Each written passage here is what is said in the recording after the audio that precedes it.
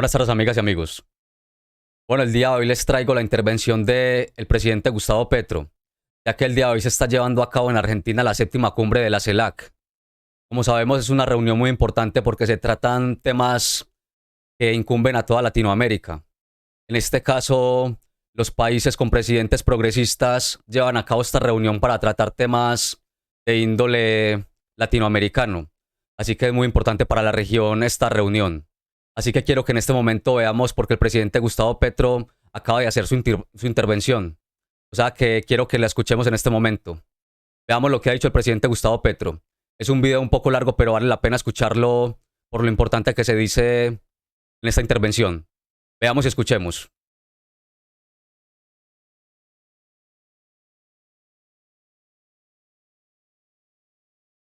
Gracias, presidente Alberto. Le agradezco su labor reactivando el que puede ser ya el espacio definitivo de la integración latinoamericana, si lo queremos, si le damos poder vinculante, que es fundamental para que lo que aquí se haga y se diga y se acuerde se vuelva realidad. Las estadísticas dicen que, siendo nosotros el 8% de la población mundial, aquí murieron el 30% de las personas que sufrieron del COVID. Eso significa que no fuimos capaces de afrontar como región uno de los mayores desafíos contra la vida humana reciente. Nos dominaron, no nos integramos, no respondimos colectivamente. Hay una gran distancia entre la retórica de la integración latinoamericana y la realidad. Hablamos mucho de unirnos, pero hacemos poco por hacerlo realmente.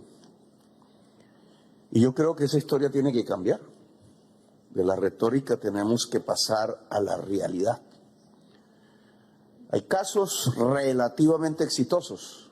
La Unión Europea, con sus más, con sus menos, con sus problemas, hoy ni más ni menos, tienen una guerra en su propio territorio como si la Segunda Guerra Mundial no hubiera sido experiencia suficiente.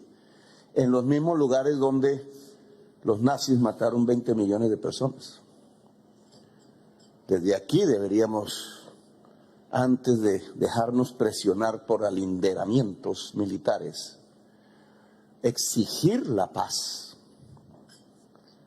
El mundo necesita la paz. Mientras se matan ucranianos y rusos, la crisis climática y el hambre van por el mundo como ese fantasma que va matando muchísimas más personas que en la misma guerra. Es la paz lo que tiene que exigir Latinoamérica. Pero esa Unión Europea nos demuestra que su esfuerzo de integración no comenzó simplemente con discursos, comenzó por proyectos concretos. Allá en los 50, después de precisamente la peor guerra del mundo, decidieron integrarse enemigos entre sí unos años antes, alrededor de un proyecto que tenía que ver con la energía europea en tiempos del capitalismo fósil. El carbón. El carbón lo juntó y el acero. Sabían que a partir de allí, carbón y acero era la industrialización de Europa después de su empobrecimiento. Proyectos concretos fueron llevando poco a poco a lo que hoy es la Unión Europea compleja, a la Unión Monetaria.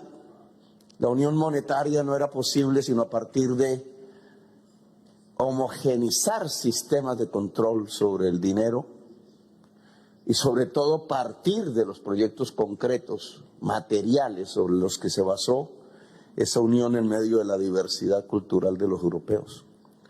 Yo creo que esa experiencia debe integrarse a nuestra propia. La integración latinoamericana tiene fuerzas centrípetas que nos sacan de nuestro propio entorno y que son lógicas y que hay que entenderlas. México indudablemente tiene que hablar con los Estados Unidos y con Canadá en el mismo espacio norteamericano en su propia complejidad. Brasil, indudablemente, por el poder de su propia economía, tiene que hablar con la India y con Sudáfrica y con China, tratando que el mundo no se vuelva unipolar y que otras voces puedan ser escuchadas en el poder mundial. Fuerzas centrípetas, indudablemente, que deben ser compensadas por fuerzas centrífugas que tenemos que saber construir quienes habitamos en las Américas. Esas fuerzas son débiles hoy y la CELAC tendría que ayudarnos a encontrar los proyectos de las fuerzas centrífugas. En los 4 o 5 meses que llevo de gobierno en el campo internacional he tratado de construir unas que tienen que ver con lo que pienso es el principal problema que hoy afronta la humanidad. Si hablamos de seguridad, el mayor riesgo a la seguridad de la vida humana en el mundo se llama crisis climática. Tiene un origen que la ciencia grita y que los políticos y líderes no podemos esconder a pesar de los intereses que cada nación, públicos o privados, tenga. La crisis climática tiene el potencial de acabar con la especie humana en cuestión de apenas 2 siglos. Y con la mayoría de las especies grandes del mundo en décadas, empezando por las del mar. Es la vida la que está en riesgo toda. La palabra que se ha inventado el español para definir esa nueva realidad de una extinción de la vida es el omnicidio, porque lo produce el ser humano, pero no todos los seres humanos al mismo tiempo. Es el consumo y la producción de petróleo, carbón y gas, al ser utilizado por el capitalismo fósil en su acumulación ampliada de ganancias, lo que puede matar la humanidad. Eso dice la ciencia. Esa crisis, que no es asumida hoy por este capitalismo de los últimos 30 años que algunos denominan neoliberal, no puede asumirla. Puede llevar a la extinción de la humanidad. Habría la posibilidad de que una especie de nueva fase del capitalismo, si es posible, que lograra aceptar la planificación a escala mundial de la transición por parte de poderes públicos, que aceptara acabar los paraísos fiscales, que aceptara cambiar en el sistema financiero mundial deuda por acción climática, entre otras de las realidades como desvalorizar por completo el capital fósil, cosa que puede ser una ilusión, quizás ya no lo puede hacer el capital en el mundo. Dejo ese interrogante, pues la única forma de superar la crisis. En América Latina tenemos unas cartas geopolíticas de inmenso poder para hablar, si hablamos juntos. Uno, la selva amazónica. Claro, con Bolsonaro no podía hablar de este tema. Fue terrible ver en la COP27 el stand de Colombia lleno de gente y el stand de Brasil al frente vacío, porque Colombia estaba hablando de salvar la selva amazónica y Brasil no. Ese hecho nos mostró la importancia que tiene el tema si nos juntamos. Salvar la selva amazónica es el tercer pilar de una agenda de salida de la crisis climática para la humanidad. Con recursos propios y no propios podemos hacerlo. Es una carta geopolítica, es que en nuestras manos está una de las posibilidades de vida de la humanidad en territorio latinoamericano. No es maleza, es la realidad, es la vida. Aún si salváramos, si reforestáramos todo el planeta hasta su último metro cuadrado, aún así la crisis climática puede matar a la humanidad, porque su única salida no es más sino disminuir a cero el consumo de petróleo y carbón, es decir, desvalorizar por completo el capital fósil que ha sido el capital en los últimos 2 siglos y medio. Tamaña tarea, obviamente, implica un cambio real de la situación del poder y de la economía del mundo, pero aquí hay una solución parcial e importante: la selva amazónica. 2, he propuesto que la integración en materia de redes de energía eléctrica que pudiera juntar desde el sur de la Patagonia hasta el Alaska, en una red poderosa de la cual ya la mayor parte está construida y solo quedan unos tramos como el de Colombia y Panamá y otros por lograr. Si esa red tuviera fuentes de energías limpias, los vientos del sur y los vientos del norte de Sudamérica, el sol de los desiertos del norte de Chile, el agua poderosa de nuestra América del Sur, desde las cataratas de Iguazú y otras, los soles que caen todos los días en la altillanura colombo-venezolana y en la Guajira, la geotermia que por todos los Andes en Sudamérica y Centroamérica podría brindar fuentes de energías limpias, el norte de México, etcétera, podrían dar tanta energía limpia, porque Sudamérica es la región con mayor potencial de energías limpias del mundo. Segunda carta geopolítica de poder, si nos unimos, podría otorgar tanta energía a esa red eléctrica que no solamente tendríamos seguridad, no solamente seríamos excedentarios en la generación de energías limpias para nuestras propias sociedades, para las que tienen por razones geográficas déficits, sino que podríamos ser un motor para ayudar a las fuerzas progresistas de los Estados Unidos y el Canadá a cambiar su propia matriz de energía eléctrica. Si Estados Unidos no pasa a ser una economía descarbonizada, la humanidad muere. Y nosotros podemos negociar ese tratado. Podemos negociar nuestro propio poder que ellos necesitan, la energía limpia. Claro que hay una posibilidad de integración de las Américas, pero sobre la base del reconocimiento de nuestro propio poder. Es que no se trata de exportar el litio en bruto y otros materiales minero-energéticos que son limpios y que hoy son necesarios. Se trata de industrializarlo, se trata de que las energías limpias inicien el proceso de industrialización de América del Sur, de América Latina toda. Se trata que la industrialización al lado del conocimiento sea la marca que deja el nuevo progresismo latinoamericano para el futuro. Nosotros nos tenemos que ser exportadores en bruto de petróleo y del carbón como antaño del oro, manteniendo el mismo sistema colonial de hace 5 siglos. Nosotros tenemos que basarnos en el conocimiento y la producción como la nueva alternativa de riqueza, y la crisis climática nos da esta oportunidad. La OLADE podría perfectamente ser el eje y el instrumento de los proyectos concretos de la unidad latinoamericana. Planteo otros temas muy rápidamente. Indudablemente la migración. Le he propuesto al presidente de México, López Obrador, que en México hagamos una conferencia latinoamericana y del Caribe sobre migración. La migración tiene como causa también, así no lo veamos explícitamente, la crisis climática. Es que si los pueblos se quedan sin agua y sin comida, van al norte, van hacia donde está el agua. Y eso lo vemos en Europa y eso lo vemos en Estados Unidos, y la respuesta no son las ametralladoras y los muros y los campos de concentración, la barbarie de nuevo de 1933, pero a escala planetaria. Hay que hacer un tratado ordenado de migraciones. Y los latinoamericanos nos tenemos que unificar alrededor de este tema. Las drogas. Lo dijo el presidente de Chile.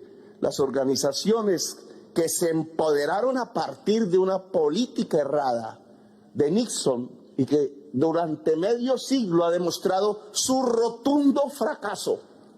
1 millón de latinoamericanos muertos, millones de norteamericanos negros apresados, una nueva enfermedad de las drogas como el fentanilo que mata 100,000 al año en los Estados Unidos, cuando solo morían 3,000 por combinar clandestinamente la cocaína y ninguno por marihuana, o hace que la política mundial de drogas tenga que cambiar para que en América Latina no haya más violencia, ni desestabilización democrática, ni muertos. Esa conferencia, para pasar a una propuesta mundial desde Latinoamérica de descriminalización, pero de la posibilidad de llegar a consumo cero en drogas a partir de la educación y la prevención, como otros pueblos del mundo lo han demostrado, creo que es un escenario en el que nos tenemos que juntar si no queremos que la muerte siga acabando con pueblos y democracias. 3, el abastecimiento alimentario. Si el hambre está en nuestras tierras, si va a crecer, saquemos alimentos de ser mercancías. Construyamos un sistema de abastecimiento alimentario que llegue allí donde está el hambre. ¿Quién va a decir que América Latina no tiene un potencial de producción alimenticia? Porque entonces hay muertos de hambre en nuestras tierras. ¿Tenemos que esperar que el mercado mundial libre lleve el alimento al pobre? Nosotros sabemos que eso no va a pasar. Allá los supermercados de Colombia están llenos de alimentos, pero la gente se está muriendo de hambre en La Guajira. El maíz de América, el eje fundador de las economías precolombinas, la soya, los fertilizantes, los instrumentos estratégicos de la producción alimenticia y la nutrición deberían ser parte de un esfuerzo latinoamericano que garantizara que fuera del mercado productos de alimentos y nutrientes producidos en nuestras tierras pudieran llegar a la gente que no puede comprarlos. 4, el Sistema Interamericano de Derechos Humanos. Yo soy presidente gracias a ese sistema.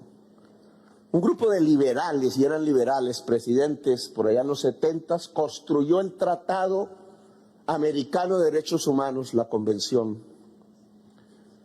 A partir de ese tratado lo que vinieron fueron dictaduras y guerras revolucionarias por la muerte y el asesinato en el fondo de Salvador Allende. 30 años pasaron y volvió el intento de construir una democracia. ¿Por qué no fortalecemos el Sistema Interamericano de Derechos Humanos? De esa Carta de Derechos Liberales que hay que mantener, la ampliamos hacia los derechos ambientales de la mujer y colectivos de última generación. ¿Y por qué no fortalecemos su poder judicial?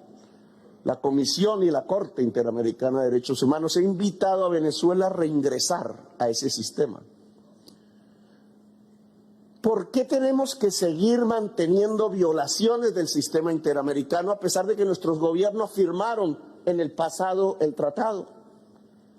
¿Por qué tienen que haber golpes parlamentarios y violentos? ¿Por qué presidentes elegidos popularmente hoy están presos cuando deberían estar en esta mesa? ¿Por qué se le vulneran a partir de autoridades administrativas e incluso parlamentarias los derechos políticos a cualquier ciudadano o ciudadana cuando la carta que firmamos todos en 1972 no permite que se le violen los derechos políticos a ningún ciudadano o ciudadana si no es por sentencia de juez penal? Y estamos aguantando la violación de ese sistema, pues es hora de que el sistema interamericano puesto al orden del siglo XXI más poderoso permita que aquí haya un pacto democrático en donde las derechas y las izquierdas no crean que cuando llegan al poder es para eliminar a su contrincante físicamente, y lo dice el presidente colombiano que ha visto en su tierra morir miles de militantes de la izquierda colombiana asesinados. Aquí tiene que haber un pacto democrático como se propuso en el 72. Si llegamos al poder desde las izquierdas no es para encarcelar derechas. En América Latina no tiene que haber un solo preso político. Pero si llegan las derechas al poder, no es para matar a las izquierdas. No es sino la convivencia y la pluralidad ideológica lo que nos permite sostenernos en paz en la región que ha visto las peores dictaduras y que ha sufrido las guerras de la revolución. Y finalmente, y termino a pesar de haberme alargado, hay 3 temas que esta conferencia ya ha abordado y debe abordar. La salud. ¿Cómo nos defendemos de los poderes monopólicos de unas empresas que usan la medicina como un factor de poder y enriquecimiento mientras mueren millones de personas? Tenemos que juntarnos.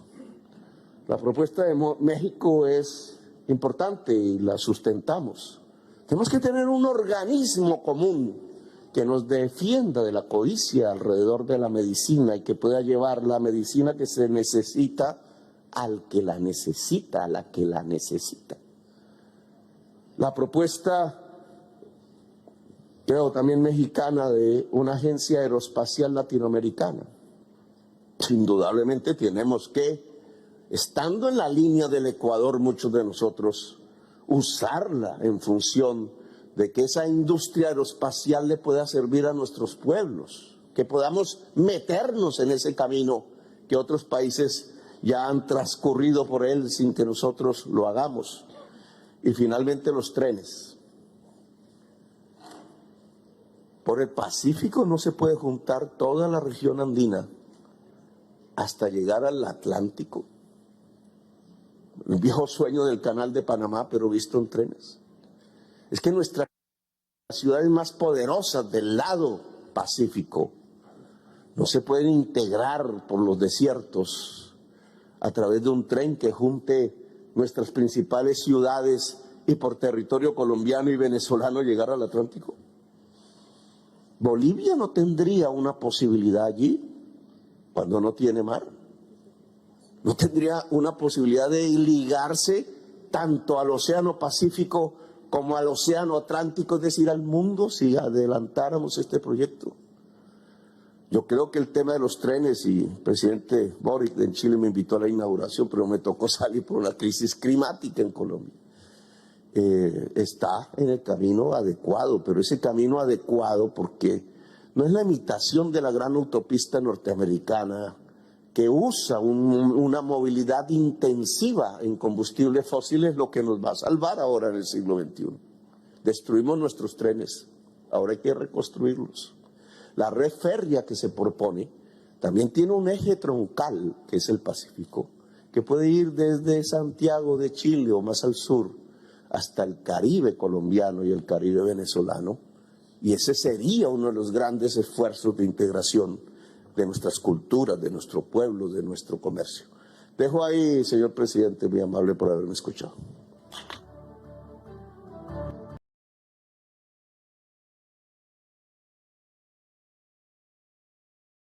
Pues bien, amigas y amigos, ya escuchamos lo dicho por el presidente Gustavo Petro. Ha tocado bastantes temas importantes y claves para la región. Ha dicho, por ejemplo, que el mundo necesita la paz mundial. Habló también sobre propiciar el diálogo entre los países y sus diferentes gobiernos.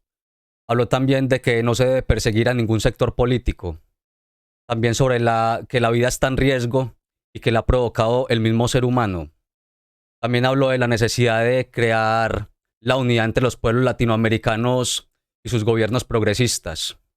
La necesidad de crear energías limpias ya que la región tiene un gran potencial en la materia. Y también habló sobre crear un sistema de producción alimenticio para proveer a los más pobres de toda Latinoamérica. Como podemos ver, son temas bien interesantes y claves para la región. Me parece muy interesante lo que ha dicho el presidente Gustavo Petro con respecto a todos estos temas, porque lo hace bastante claro. Y como vemos, están los presidentes de los países, todos, o sea, todos no, faltan algunos, pero es una reunión demasiado indispensable en estos momentos, ya que la región se ha agudizado en estos momentos por los intentos de golpe de Estado también, como lo que sucedió en Brasil y lo que ha sucedido también por estos días en el Perú. También ha hecho una mención corta sobre que ningún presidente debe estar preso, haciendo alusión también a lo que le ha sucedido a Pedro Castillo. Así que ha sido bastante nutrida esta intervención del presidente Gustavo Petro. Así que, amigas y amigos, dejemos esta información hasta acá. Háganme saber lo que opinan ustedes sobre esto en la caja de comentarios. No olviden suscribirse al canal, compartir el video y nos vemos en un próximo video con más información relevante para el país. Muchas gracias.